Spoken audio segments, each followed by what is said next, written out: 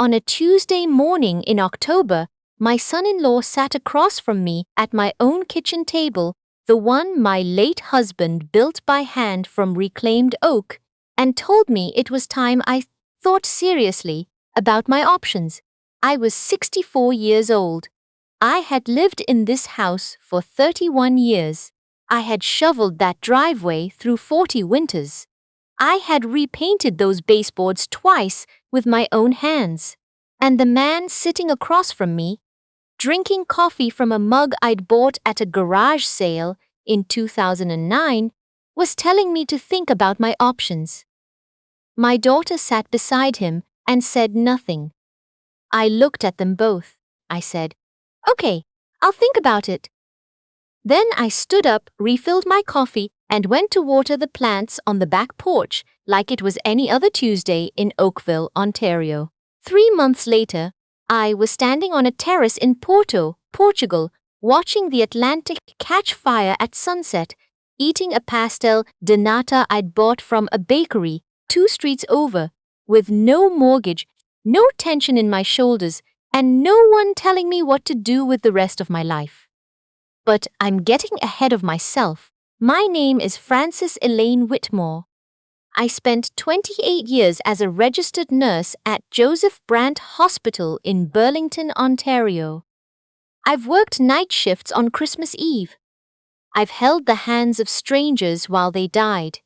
I've sat in staff bathrooms and cried, then walked back out and done it all over again. I mention this not for sympathy, but because it matters later. It explains why I kept quiet so long. Nurses learn early that you absorb what other people cannot carry. You become very good at containing things. My husband Douglas died on February 11, 2019. Colon cancer, stage 3, found too late because he was 61 years old and thought stomach pain was just stress. We had 8 months from diagnosis to the day I stood in the cemetery in my good wool coat, watching them lower him into ground that was still frozen at the edges. Douglas was a carpenter, not a contractor, a craftsman. He made furniture, dining tables, bookcases, rocking chairs. He sold some pieces, gave others away, kept the ones he loved most in the house for us to use every day. When people came over and admired the kitchen table or the built-in shelving in the living room, he'd shrug and say, "It's just wood." But his hands would go quiet and still in a way the sea that told me he was proud. We had one daughter, Natalie. She was 36 when her father died, married to a man named Trevor, living 40 minutes away in Mississauga. Trevor worked in real estate development. He wore expensive watches and talked about markets the way other people talk about weather. Constantly, casually, as though nothing else were worth discussing. I had never disliked him exactly, but I had never fully trusted the way he looked at our house. After Douglas died, Natalie called every Sunday. She brought food sometimes, frozen lasagnes, store-bought soups. She sat with me on the couch and we watched television and didn't talk much, which was fine. Grief is mostly silence anyway. 8 months after Douglas passed, she called on a Wednesday evening. "Mum, we want to ask you something. Go ahead." Trevor and I are having a bit of a rough patch financially. The condo market in Mississauga has been slow. We were thinking, only if you're open to it, we could move in with you for a while, just until things stabilize. 6 months, maybe 8. We'd cover our share. I was 63. The house felt enormous. I'd been turning off lights in rooms I never entered anymore because the emptiness of them bothered me. I had 4 bedrooms, 2.5 bathrooms, a backyard that Douglas had spent 20 years making beautiful, and an ache in my chest that hadn't lifted since February. "Of course," I said. "Come." They arrived on a Saturday in November with a moving van that was considerably larger than I'd expected for a 6-month stay. Natalie brought her coffee machine, her air purifier, her weighted blankets, and 12 boxes of things she called essentials. Trevor brought a standing desk, 2 monitors, a ergonomic chair, and a wine fridge. "Just until we get back on our feet," Natalie said, hugging me in the driveway. That was 22 months before Trevor told me to think about my options. The changes came the way cold does in October. Gradually, then all at once. Month 2. Natalie mentioned that the guest bathroom, the one connected to the room they were using, had poor water pressure. Could I call someone? I called someone. Month 3. Trevor started working from home full-time and needed quiet during the day. Could I try to the vacuum cleaner between 9 and 5? I started vacuuming at 7 in the morning. Month 4. Natalie said the smell of the fish I was pan-frying lingered too long and gave her headaches. I started cooking fish on the barbecue, even in February, standing outside in my parka with a spatula. Month 6 came and went. Then month 7, month 8. By spring, Douglas's workshop in the garage had been cleared to make room for Trevor's storage. Boxes of property brochures, staging equipment he'd bought and never used, a rowing machine's still in its packaging. Douglas's tools, the chisels and hand planes and the antique spokeshave he'd found at a flea market in St. Jacobs, went into garbage bags I wasn't consulted about and moved to a shelf in the cold storage room. I didn't say anything. I told myself they were just tools. But they weren't just tools. Natalie began hosting dinner parties. Not family dinners. Her friends, Trevor's colleagues, a rotating cast of people who called me Natalie's mum and said, "What a lovely home," without knowing it was mine. She'd text me the morning of, "Having people over tonight, probably 8 or 10. I'd change my plans, eat early, go upstairs by 7. I started spending more time in my bedroom than anywhere else in my own house. The thing that finally cracked something open in me happened on a Sunday afternoon in August. I had spent the better part of Saturday making butter tarts. Douglas's mother's recipe, the one she'd passed to me on an index card 33 years ago. In her handwriting, with a coffee ring on the corner that I'd always been careful to preserve. I'd made them for the church potluck for 15 years running and won the dessert category 11 of those times. I made 3 dozen. I was proud of them. I came downstairs Sunday morning to find that Natalie had put them on a tray and served them to Trevor's colleagues the night before. The tray was empty. There was a small note on the counter. "Sorry, Mum. People went crazy for these. Hope you don't mind." I stood in my kitchen, in my housecoat, looking at the empty tray and felt something clarify in my chest. Not rage exactly. Something colder and more useful than rage.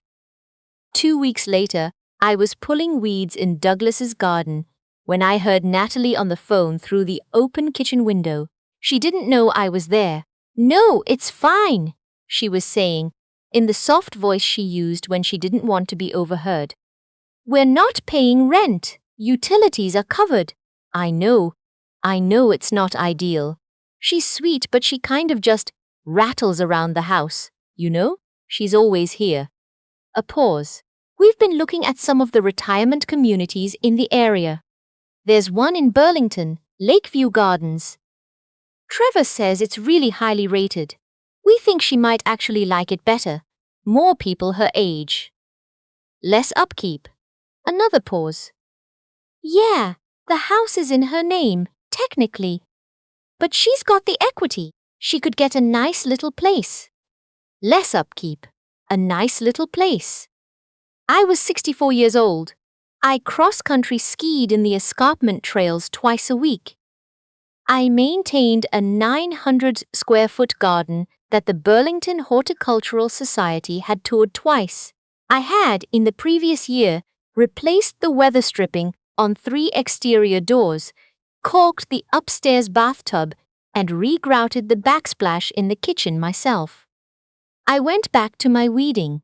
I made myself a promise, the same kind I had learned to make on long night shifts when something was very wrong, and the right response was not panic but precision. I would not react.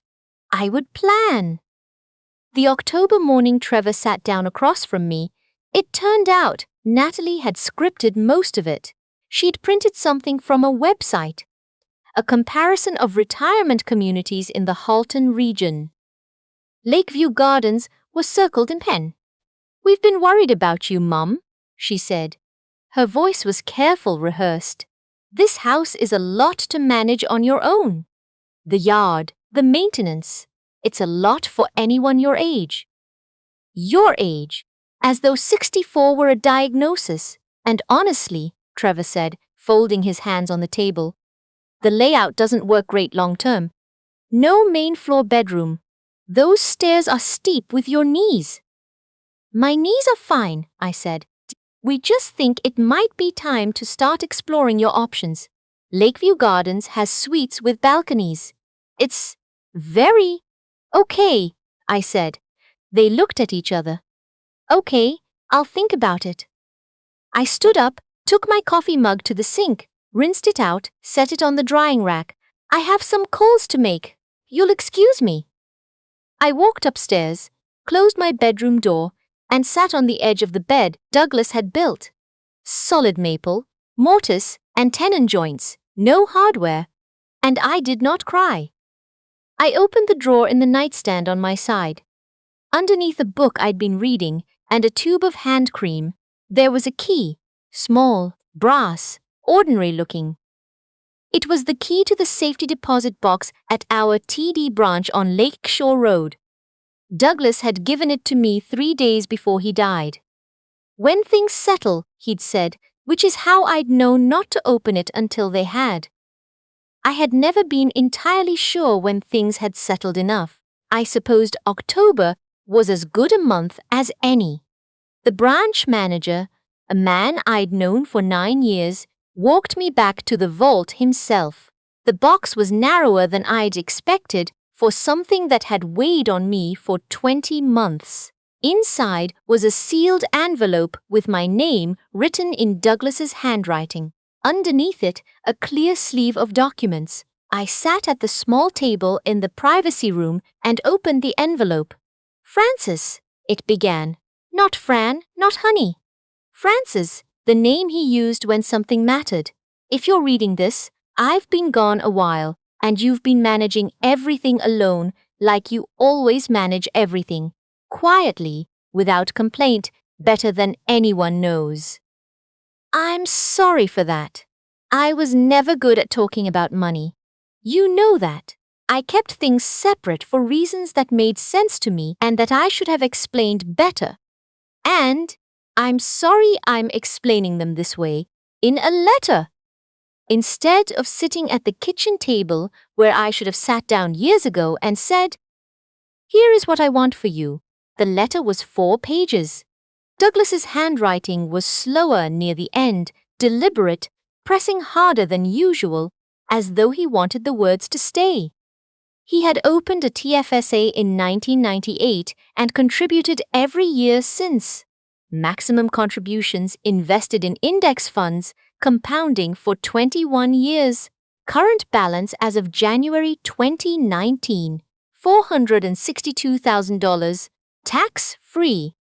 He had purchased 2 GICs through a credit union account in his name alone, beneficiary designated as me. Combined value, $118,000. There was a term life insurance policy, London Life, policy number LF8823401, with a death benefit of $500,000. Beneficiary, Frances Elaine Whitmore.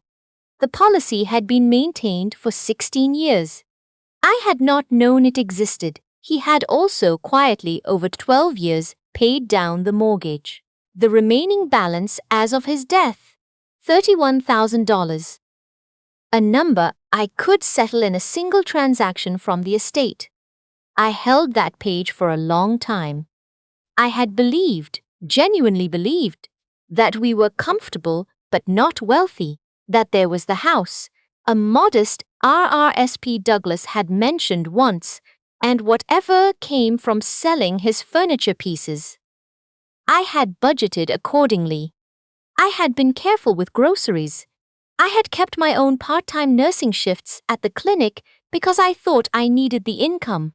The total, when I added it, over $1 million, not including the house. Douglas's letter ended with one paragraph I must have read 8 times before I stood up. You spent 28 years keeping other people alive. I spent 28 years trying to make sure you'd never have to ask permission to live your own. Don't give that house away to anyone who doesn't deserve it. Don't give yourself away either. Whatever you decide to do next, go do it without apology. I'm sorry it took me dying to say this properly. Love always, Douglas. I sat in that small room until I heard the branch manager knock gently on the door. I did not go home directly. I drove to a law office on Brant Street. I had Googled Estate Law Burlington, Ontario from the parking lot, called the first firm with a woman's name in it, and gotten an appointment the same afternoon because the associate said she'd just had a cancellation, and I said, quietly, I'll take it. Her name was Catherine Osey. She was 42, precise, with reading glasses she pushed up with one finger when she was thinking. I told her everything. The house, the transfer. I'd signed something after Douglas died that I now needed to look at again, and she would need to explain to me what exactly I had signed. She looked at the document I had requested from my files that morning. She read it twice. Mrs. Whitmore, she said, this is a family property agreement, not a transfer of title. Your daughter is listed as co-owner of record for the purposes of estate simplification, but there are provisions. She cannot force a sale without your consent. She cannot require you to vacate as a condition of co-ownership, and any voluntary transfer of full title requires your signature given without duress. She paused. Were you under duress when you signed? My husband had been dead for 11 days, I said. Catherine was quiet for a moment. Then, we may have grounds to review the circumstances of this agreement. In any case, you have far more legal standing than they appear to believe. No court in Ontario would uphold a forced removal under these conditions. I don't want a court case, I said. I want to sell the house. Catherine looked at me over her glasses. You want to sell? For fair market value, with the proceeds going entirely to me, and I'd like to be out by the end of January. I can make that happen, she said. On one condition, you find somewhere you actually want to go. That night I lay in Douglas's bed and looked up the cost of living in Porto, Portugal. I had been there once, in 2003, with Douglas on a trip we'd scraped together and talked about for years afterward. He'd made me stop on the Ponte Luís Avespas bridge because the light on the Douro River was extraordinary. We'd eaten grilled sardines at a table on the street and drunk green wine, and he'd said, If we ever have the money, Francis, I want to come back here for longer. We had not come back. Then we had run out of time. I looked at the numbers. A furnished 2-bedroom apartment in the Bonfim neighborhood, balcony, river view, approximately 1,400 gallons per month. Cost of living for a single person living comfortably, to 2,500 monthly. Portugal had a non-habitual resident tax regime that Catherine confirmed would apply to my situation. My investment income, life insurance, proceeds properly invested, pension from the Ontario Nurses Association. I ran the figures 3 times. I could live in Porto for the rest of my life on what Douglas had left me and never touch the principal. I called Catherine the next morning and said, Porto, Portugal, she said. Then let's begin. Over the following 6 weeks, I did things in careful sequence. I called the insurance adjuster at London Life and initiated the claim on Douglas's policy, $500,000. I was told the process would take 4 to 6 weeks. It took 3.5. I drove to the TD branch and met with a financial planner, a woman named Sandra who specialized in retirees, and transferred Douglas's TFSA into my name, which was straightforward, as I was the designated successor holder. $462,000 intact, tax-free. I submitted a request to the Burlington-based property listing service and had an independent appraisal done on the house. Appraised value, $1,140,000. We listed it off-market at $1,095,000. The first serious buyers, a couple, both teachers, expecting their first child in the spring, came through on a Thursday morning and made an offer by Friday afternoon. Full asking price. Closing date of January 31st. I continued behaving as though nothing had changed. I went to the Lakeview Gardens information session. I took a brochure. I told Natalie it seemed very pleasant. She looked relieved. I started packing, a few boxes at a time, things that were mine and Douglas's. His tools came first. I wrapped each piece in cloth the way he would have, carefully, and packed them in a trunk I had shipped to a storage facility in Oakville under my name. His mother's recipe box, the photo albums, the rocking chair he'd made the year we got married, which I'd arranged to ship to Porto. I worked in the early mornings while Natalie and Trevor slept in. One Wednesday morning, Natalie came downstairs and said, "Did you move stuff in the cold storage?" I said, "Just sorting through some things. Lakeview Gardens has storage restrictions." She nodded, satisfied. Christmas was quiet. I cooked the way I always cooked. Tortilla with my own pastry, roasted root vegetables from the garden, a butter tart for dessert made from the last of my summer apples. We sat at the oak table Douglas had built, and I watched my daughter and her husband eat and drink and talk about their plans for next year. A vacation to Iceland, maybe, once things stabilized, and I felt nothing but calm. After dinner, I said, "I've made a decision about my housing situation." Natalie looked up. Trevor set down his glass. "I've decided not to go to Lakeview Gardens." Natalie's face softened into something I recognized, relief mixed with the beginning of a new plan forming. "Mum, honestly, whatever you need, we can figure something." "I've found somewhere else," I said. "I leave January 28th. The house closes on the 31st. Silence. "I'm moving to Portugal. Porto, specifically. I've rented an apartment overlooking the Douro River. 2 bedrooms, a balcony furnished. It's beautiful. You'd love it." Natalie laughed, the short, involuntary kind. "Mum, I'm serious." "Portugal is. Mum, you can't just. How would you even afford?" "Your father," I said, "spent 21 years building a financial safety net that I didn't know existed until 3 months ago. He left me the house, an insurance policy worth $500,000, and just over $500,000 more in investments and guaranteed income certificates, plus the proceeds from this house. I'm quite comfortable, as it turns out." Trevor had gone very still. "This house," I continued, "sold on Friday, for full asking price. The new owners take possession January 31st.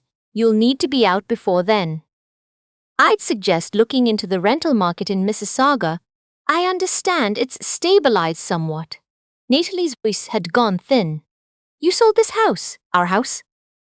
"My house," I said, not unkindly, just clearly. "The one your father and I bought in 1993. The one he built furniture for. The one you moved into 22 months ago for 6 months." The room was very quiet. The furnace clicked on. "Where are we supposed to go?" Trevor asked. "That's an excellent question," I said. "I'd encourage you to start looking soon. January tends to go quickly." I stood up, took my dessert plate to the kitchen, covered the remaining butter tarts in foil. "I'm going to have a bath," I said. "Thank you both for a nice Christmas." I walked upstairs and did not look back. The closing happened on a bright cold morning at the end of January. The buyers were a couple named the Nguyens. Lynch was an elementary school teacher. Her husband, Paul, taught secondary school history. Lynch was 7 months pregnant. Her coat held open across the front because it no longer closed. When we shook hands, she held mine for a moment. "Mrs. Whitmore," she said, "we're going to take such good care of this house." "I know you will," I said. "There's a garden in the back. Douglas planted it over 20 years. The peonies come in late June, deep pink, just enormous. They smell like something from another century." Lynn's eyes went bright. "We'll look after every bit of it. I promise." I walked out of the title company with a certified check for $1,061,000 after fees, bringing my total liquid assets to just over $2.1 million. Natalie had texted me that morning. 3 words, "Safe travels, Mum." I did not reply until I was at Pearson International, sitting at my gate with a flat white I'd bought myself for the first time in months, without calculating whether it fit the week's budget. I wrote back, "Thank you, I'll send photos." My flight to Lisbon connected through London. I'd booked business class because Catherine had told me to, and because Douglas would have wanted me to, and because I had nursed other people through the worst of things for 28 years, and I could sit in a wide seat and drink decent wine on an overnight flight without apologizing for it. I landed in Lisbon on a morning so bright it felt personal. The light in February in Portugal is different from light anywhere else I've been. Lower, older, as though the sun has been doing this for a long time and has gotten very good at it. I took the train up to Porto and watched the countryside change outside the window. And ate a sandwich I'd bought from the train station and felt something that I hadn't felt in 5 years. Ahead of myself, my landlady, a woman named Philomena, who was 71 and had the energy of a woman half her age, met me at the door of the apartment in Bonfim with espresso and a key on a ceramic tile keychain painted with blue azulejo flowers. She showed me the balcony. The Douro was below, moving slowly, catching the afternoon light. Vila Nova de Gaia was across the river with its port wine lodges and red-tiled rooftops. "Is it what you expected?" Philomena asked. "It's better," I said. The first month was hard in the way useful things are hard. My Portuguese was limited to obrigada and por favor and a phrase I'd memorized from an app. Não falo português muito bem, que I think means I don't speak Portuguese very well, though Philomena's brother-in-law, who spoke some English, told me my accent made it sound like I was apologizing for a minor inconvenience. I took a language class at the Cultural Center 2 mornings a week.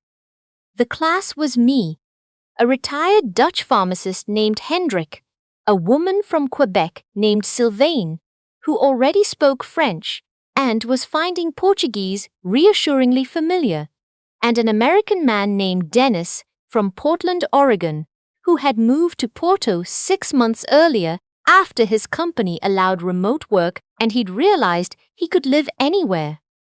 We were between 55 and 72 years old. We were uniformly terrible at the subjunctive mood. Our teacher, a 26-year-old named Katerina, had the patience of a woman who had seen worse. By week 5, I could order coffee and negotiate which table I preferred at the cafe below my building. By week 8, I could ask Philomena's husband what he'd planted in the window box and understand most of his answer. I got a library card. I found a small shop near the Mercado du Bouillon that sold fabric, and I started the sewing I hadn't done in years. I joined a walking group that met Saturday mornings and moved through the city's steep streets and miraduros with an energy I matched without difficulty, to my own quiet satisfaction. In March, I met a group of Anglophone women at a gathering organized by an expat forum I'd found online. We met at a wine bar in the Basha neighborhood. There were 6 of us, 2 Canadians, 1 British, 1 South African, 1 Australian, and 1 American. We were between 58 and 73. We each ordered a glass of wine and sat together for 4 hours and talked until the bar began filling with people who were far younger and considerably louder than we were. The woman sitting next to me, a Canadian from Victoria named Rowena, retired family physician, 69 years old, said, "What brought you here?" I told her the whole thing. Douglas, the letter, the kitchen table on a Tuesday morning, the Lakeview Gardens brochure, the Christmas dinner announcement, Porto. Rowena listened without interrupting. When I finished, she picked up her wine glass. "My ex-husband told me I was too old to start over when I was 57, she said. "I started a medical practice in Guatemala for 2 years, then moved here. I've been here 6 years. She smiled. "They're always wrong about the timeline. We met monthly after that. We called ourselves, slightly ironically, the Atlantic Circle, because we had all crossed it. We brought food when we met. I brought butter tarts. I'd found tart shells in a specialty baking shop, and the butter and brown sugar were easy enough. And a woman named Esme from Johannesburg said they were the best thing she'd eaten in Portugal.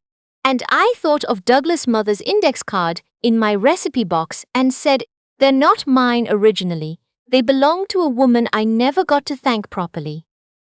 My daughter called in April. She and Trevor had found an apartment in Etobicoke. 2 bedrooms, 14th floor, laundry in suite. She had started a new position at a marketing firm downtown. She sounded, underneath the surface of the call, like a woman who had been through something clarifying. "I owe you an apology," she said, after we'd talked for 20 minutes about everything else. "You do," I said. I didn't soften it. "I know." A pause. "I think I stopped seeing you as a person at some point. Just Mum. Like a role, not a, I don't know how to say it." "A person," I said. "Yes." Her voice was small. "I'm sorry. Thank you for saying so. Are you actually happy there?" I looked out at the Douro. A tour boat was moving downstream, its reflection sharp in the still water. "I am, actually," I said. "I'm genuinely happy." She cried a little. I did not cry, but I stayed on the phone, which I thought was enough for April. She came in July, without Trevor, for a long weekend. I met her at the airport and drove her into the city on the motorway that runs above the river. And when Porto appeared through the windshield, she made a sound I recognized from when she was small, and something delighted her. "Mum," she said, "I know." I showed her the market and the bookshops and the tiled church facades and the miraduros where you could see the whole city at once. I took her to the cafe below my building where João, the owner, by now knew my order. We ate grilled fish at a restaurant across the river where you could see the port wine lodges in a row above the water. I taught her one phrase in Portuguese, the one Catarina said was the most useful. "Com licença. Excuse me. I'm here. Please notice that I exist." On her last evening, we sat on my balcony with a bottle of Vinho Verde between us and watched the light go off the river slowly. "I keep thinking about what Dad would say," Natalie said. "So do I. I think he'd say, She stopped, started again. I think he'd be proud. Of what you did, that you found this. I thought about Douglas standing on a bridge in this city 21 years ago, watching the river, saying, I want to come back here for longer. I thought about a carpenter who never told me he was building me a way out because he was building it quietly the way he built everything. Carefully, without announcement, making sure the joints would hold. He found it first, I said. I just followed the map he left. Natalie reached over and held my hand on the armrest. 1 year on from the morning, I sat at my kitchen table in Oakville and said, okay, to 2 people who thought I meant I would disappear. Quietly, I woke up at my own pace, in my own apartment, in a city that had been waiting for me for 2 decades. I had become conversational enough in Portuguese to argue pleasantly about ferry schedules. I had joined a ceramics class and was making small plates that were uneven and beautiful. I had walked 1,300 kilometers along Porto's streets and riverfront and the trails above the Douro Valley. I had made 5 friends I would call real ones. My investments had grown to $2.4 million through conservative management. I owned nothing I didn't want. I owed nothing to anyone. I was teaching Rowena's granddaughter piano over video call on Sunday mornings. She was 9, in Victoria, British Columbia, and she played with the focused determination of someone who was going to be very good one day. After our sessions, I sometimes made coffee and sat on the balcony and thought about the 12 years of piano lessons I'd given neighborhood children back in Oakville, and how the music had always sounded best when they stopped apologizing for their mistakes. Douglas's rocking chair sat by the window. I read in it in the evenings. When the light came through at the right angle, the wood looked almost warm enough to have hands. Natalie and I spoke every week. Trevor and I had reached a neutral peace that suited both of us. She had started talking about coming back in the spring, and I had started looking at apartments in the Ribera neighborhood.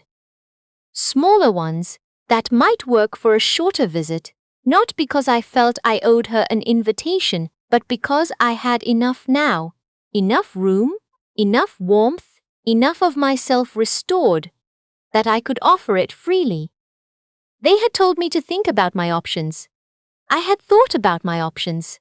64 years old, and I was learning a second language and making imperfect ceramics and eating sardines at tables on the street and watching the Douro change color in every kind of flute. I was sleeping through the night for the first time in years.